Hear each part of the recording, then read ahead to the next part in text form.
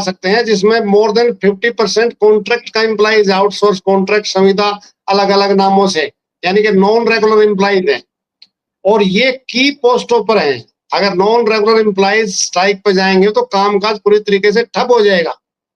अब इसका सवाल ये है कि इससे गवर्नमेंट को क्या फायदा और कर्मचारी पर इसका क्या प्रभाव पड़ेगा।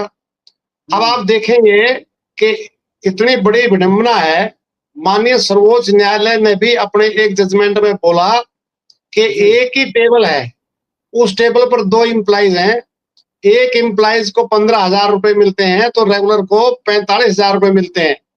तो ये जो 3 गुना से भी ज्यादा सैलरी मिलती है, तो वो जो काम जब बराबर है तो वेतन बराबर क्यों नहीं। इसलिए समान काम समान वेतन का डायरेक्शन जजमेंट जो है माननीय सर्वोच्च न्यायालय ने दिया। तो अब सरकार उसको भी मानने को तैयार नहीं है, रेगुलाइजेशन की कोई पॉलिसी बना नहीं रही। तो ये जो शोषण पर आधारित व्यवस्था है।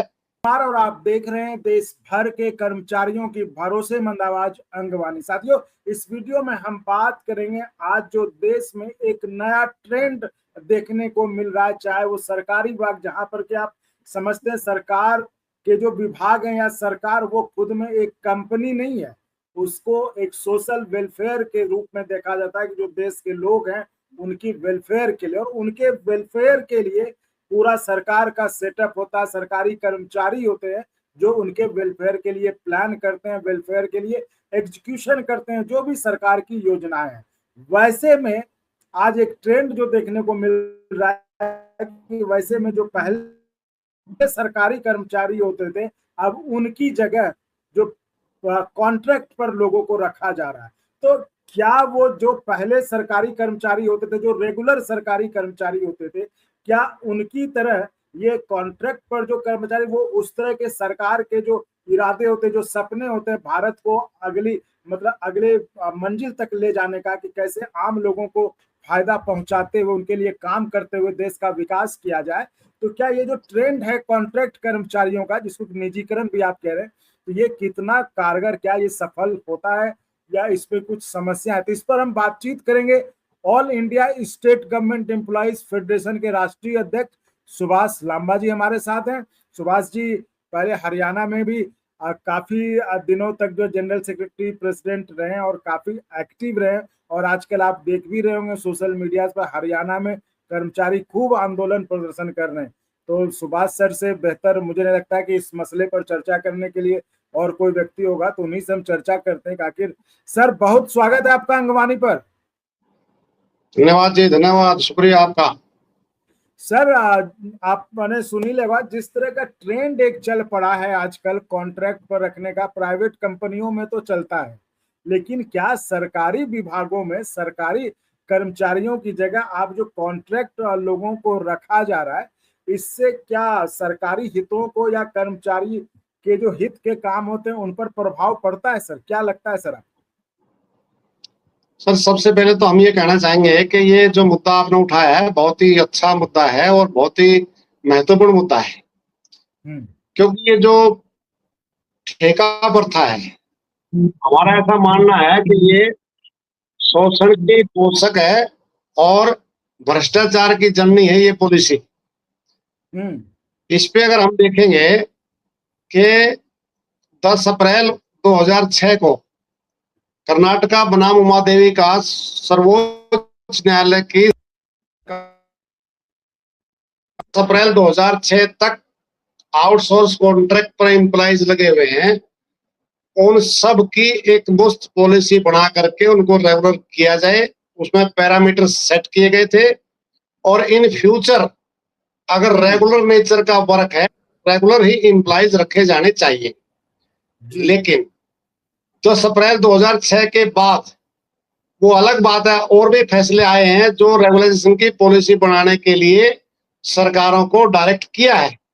लेकिन उस फैसले के बाद भी आज पूरे देश की अगर हम बात करें, सेंटर में, स्टेट में, पीएसयूज वगैरह में, तो 50 लाख से ज्यादा कॉन्ट्रैक्ट पे, आउटसोर्स पर एम्प्लॉइज काम कर रहे हैं। 50 लाख से ज्यादा? 50 लाख से ज्यादा सर।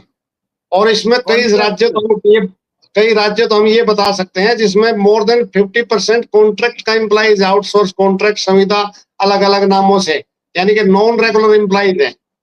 और ये की पोस्टों पर हैं। अगर नॉन रेगुलर एम्प्लॉइज स्ट्राइक पे जाएंगे तो कामकाज पूरी तरीके से ठप हो जाएगा। अब इसका सवाल ये है कि इससे गवर्नमेंट को क्या फायदा और कर्मचारी पर इसका क्या प्रभाव पड़ेगा। अब आप देखेंगे कि इतनी बड़ी विडंबना है, माननीय सर्वोच्च न्यायालय ने भी अपने एक जजमेंट में बोला कि एक ही टेबल है, उस टेबल पर 2 एम्प्लॉइज हैं, एक एम्प्लॉइज को 15,000 रुपए मिलते हैं तो रेगुलर को 45,000 रुपए मिलते हैं। तो ये जो 3 गुना से भी ज्यादा सैलरी मिलती है, तो वो जो काम जब बराबर है तो वेतन बराबर क्यों नहीं। इसलिए समान काम समान वेतन का डायरेक्शन जजमेंट जो है माननीय सर्वोच्च न्यायालय ने दिया। तो अब सरकार उसको भी मानने को तैयार नहीं है, रेगुलाइजेशन की कोई पॉलिसी बना नहीं रही। तो ये जो शोषण पर आधारित व्यवस्था है, इससे क्या है कि यार ये ठेका भी कई प्रकार का है। एक तो वर्क आउटसोर्स है। वर्क आउटसोर्स में ये है कि आपको हमने सफाई का ठेका दे दिया, आप कितने आदमी लगाओ ना लगाओ वो आपका काम है, उनको मिनिमम वेज दो ना दो वो अलग बात है। लेकिन दूसरा है जो सरकार सर्विस प्रोवाइडर की भूमिका सरकार निभा रही है, यानी कि ठेकेदार और एम्प्लॉइज के बीच में सरकार है। लेकिन कॉन्ट्रैक्ट एम्प्लॉइज के को हितों की प्रोटेक्शन हो जाए, ये कोई भी उसको लिए जिम्मेदार नहीं है। क्योंकि जो लेबर लॉज अमेंडमेंट हुआ है उससे पहले जो contract labour regulation abolition act है, उसमें प्रिंसिपल एम्प्लॉयर यानी कि गवर्नमेंट यानी कि डीडीओ उसका मतलब जिम्मेवारी थी कि वो जो लेबर लॉज हैं वो इसको इम्प्लीमेंट हो रहे हैं नहीं हो रहे हैं। लेकिन अब सरकार ने उसमें भी छूट दे दी कि प्रिंसिपल एम्प्लॉयर की कोई रिस्पॉन्सिबिलिटी लेबर लॉज को इम्प्लीमेंट करवाने की नहीं है। मतलब मिनिमम वेज मिल रहा नहीं मिल रहा है, उसको लीव मिल रहा नहीं मिल रहा है, कंपनसेशन मिल रहा नहीं मिल रहा है, अब उसकी कोई जिम्मेदारी नहीं होगी। इसलिए पूरी तरीके से भ्रष्टाचार चरम सीमा पर है। और इसमें मैं एक बात और कर रहा हूं, जैसे गवर्नमेंट डिपार्टमेंट है, उसमें से जो ठेकेदार है मान लो 30,000 रुपए एक पे ले रहा है, लेकिन उस कर्मचारी को 30 नहीं दे रहा, वो 15, 18, 20 ऐसे दे रहा है। वो जो बीच का डिफरेंस है वो मतलब मिली भगत से सारा का सारा ये करप्शन का मतलब अड्डा बना हुआ है। उत्तर प्रदेश में जो आप जाकर के देखिए, उत्तर प्रदेश में बड़ी संख्या में आउटसोर्स कॉन्ट्रैक्ट एम्प्लॉइज हैं और पॉलिटिशियन ब्यूरोक्रेट्स ये सब मिल करके वो भ्रष्टाचार को आगे बढ़ा रहे हैं, इस ठेका प्रथा को आगे बढ़ा रहे हैं। इससे क्या है कि कोई भी ठेका कर्मचारी अगर उसको पूरी सैलरी रेगुलाइजेशन की पॉलिसी बनाए, अगर वो उसकी सेवाएं पक्की हों, उसको वेतन बढ़ेगा तो उसकी परचेज पावर बढ़ेगी, परचेज पावर बढ़ेगी तो माल खरीदेगा, मार्केट में डिमांड जाएगी, डिमांड जाएगी तो कारखाने चलेंगे, कारखाने चलेंगे तो बेरोजगार को रोजगार मिलेगा। लेकिन सरकार ऐसा कोई भी स्टेप उठाने को तैयार नहीं है। ये जो कॉन्ट्रैक्ट आउटसोर्स के कर्मचारी हैं, इसका इम्पैक्ट ये पड़ता है कि जो सेटिस्फैक्टरी सर्विस देने की बात हम करते हैं वो पूरी तरीके से दे नहीं पाते हैं, क्योंकि हमारे पास उस प्रकार का जो मैन पावर है वो नहीं है। तो ये हालत हमारी है, अगर उनको रेगुलर करेंगे तो उनकी रिस्पॉन्सिबिलिटी भी बढ़ेगी। तो ये मेन है कि इसमें मतलब सरकार के खजाने से पूरा पैसा निकल रहा है, लेकिन वर्कर के जो मजदूर है उसके खाते में कर्मचारी के पूरे वेतन जा नहीं रहा। बीच में जो बिचौलिया सिस्टम है ये सारा का सारा तहस नहस कर रहा है, जिस पर पूरी तरीके से रोक लगनी चाहिए।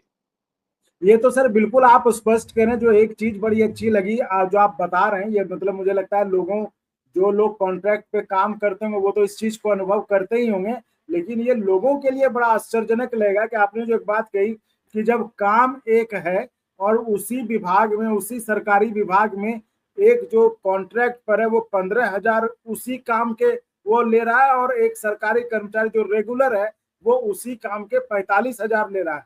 तो ये क्या सही में इतना डिफरेंस है सर? सर ये इससे भी ज्यादा होगा। मैंने तो एक एग्जांपल आपको दिया है, ये इससे भी ज्यादा हो सकता है। और कॉन्ट्रैक्ट एम्प्लॉइज को कोई इस वेतन के अलावा कोई फैसिलिटी नहीं है। अगर डेथ हो जाता है कंपनसेशन नहीं है, मतलब उसको कोई एक्सरेस एम्प्लॉयमेंट स्कीम के तहत नौकरी नहीं मिलेगी। मतलब ये यूथ का जो नौजवान है उनका भारी शोषण है ये। और यूथ जो सड़कों पर आ रहा है वैसे नहीं आ रहा है। तो सर ये जो सरकारें कहती हैं कि इससे जो है सरकार को खर्चा कम होता है, राजकोषीय घाटा कम पड़ता है, लोगों को ज्यादा फायदा मिलता है। हम आते हैं, आपने इस चरण में चलिए हमने बात कर ली कि सरकार सर इसमें एक ये जो आपने बोला है इसमें मैं एक बिंदु में कहना चाहता हूं कि सरकार का खर्चा कम करने का एजेंडा है कि जनता को बेहतर सुविधाएं देने का फायदा है, एजेंडा है। जी अगर खर्चा कम करना है तो देश की सरकार को भी कॉन्ट्रैक्ट पर दिया जा सकता है, आप जैसे कम खर्चे में सरकार भी चला लेगा कोई।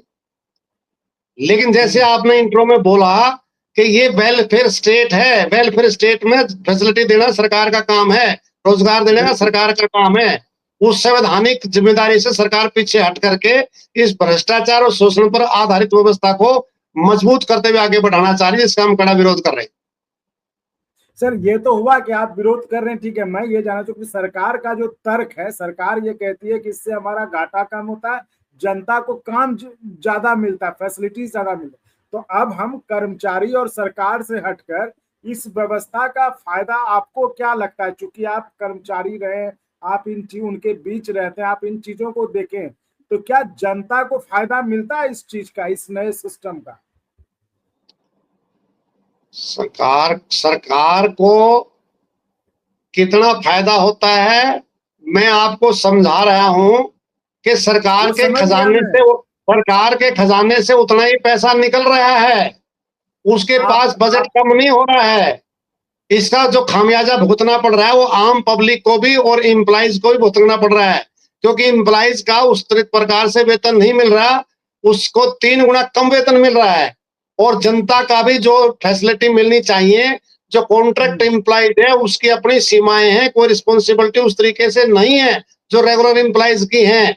आप अगर कोई करप्शन का आ जाता है तो कॉन्ट्रैक्ट एम्प्लॉइज को तो आप निकाल ही सकते हो ना, उससे ज्यादा क्या कर सकते हो आप। और ये सारा का सारा सरकार के नाक के नीचे हो रहा है, तो इसको फायदा किसका है? सरकार का कोई फायदा नहीं है इसमें। हाँ, कुछ पॉलिटिशियन का, ब्यूरोक्रेट्स का जो मिली भगत से सिस्टम चल रहा है उनका फायदा हो सकता है, जनता का और सरकार का इससे कोई फायदा नहीं। तो सर, ये तो आपकी बात से साफ लग रहा है कि आपका निशाना कहाँ है, और ये मुझे लगता है कि पब्लिक भी इस बात को समझती है कि इस व्यवस्था से फायदा, जो आप कह रहे हैं कि पैसा तो सरकार के खाते से उतना ही जा रहा है जितना पहले जाता था। कोई सरकार ये फायदे में अगर कोई है तो वो सिस्टम फायदे में है, जो सिस्टम इस चीज को लागू कर रहा है, यानी ब्यूरोक्रेसी और जो भी नेता जो मिल के इसको लागू कर रहे हैं। तो सर, ऐसे में आपको इसका उपाय क्या दिखता है, समाधान क्या दिखता है?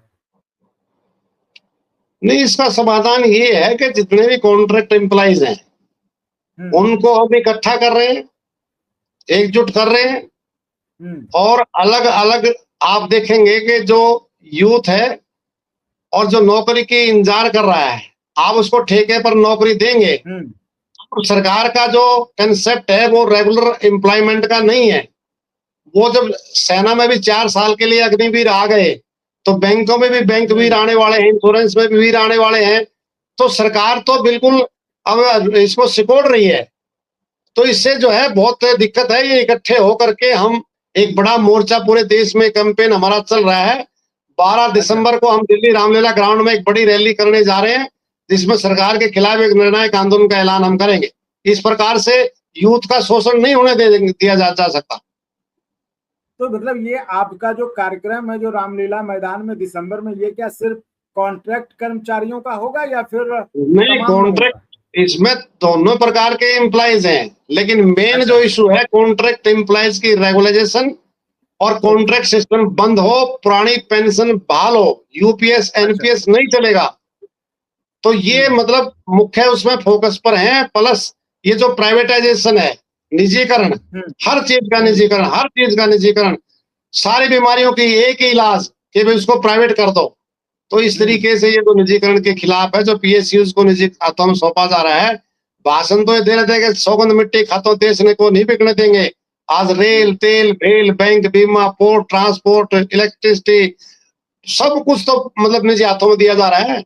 पहले तो निजीकरण कर रहे थे, अब तो ऐसा ट्रांसफर हो रहे हैं। मतलब चंडीगढ़ का बिजली डिपार्टमेंट किस प्रकार से मतलब जो उसका बेस प्राइस है, बेस प्राइस जो बोली का रखना था, कोई वैल्यूएशन नहीं हुई। 174 करोड़ में बोली का स्टार्ट करके 871 करोड़ रुपए उसको हैंड ओवर कर दिया प्राइवेट सेक्टर को। यूपी में अभी 2 डिस्कॉम, उनको भी प्राइवेट हाथों में देने का फैसला जहां आंदोलन चला हुआ है। तो इलेक्ट्रिसिटी का अभी बिल आ रहा है, अमेंडमेंट बिल 2000 जो है, अब उससे पूरा का पूरा डिस्कॉम उसको भी प्राइवेट हाथों में दे रहे हैं। ये एयरपोर्ट आप देख ही रहे हो, इंश्योरेंस का 100% एफडीआई को परमिशन दे दी। ये क्या हो रहा है? अरे ये वेलफेयर स्टेट का कंसेप्ट है। अब आप कह रहे हो कि हम सर्विस प्रोवाइडर की भूमिका निभाएंगे, यानी कि ठेकेदार की भूमिका सरकार निभाएगी, सर्विसेज प्राइवेट सेक्टर के मार्फत से दी जाएगी।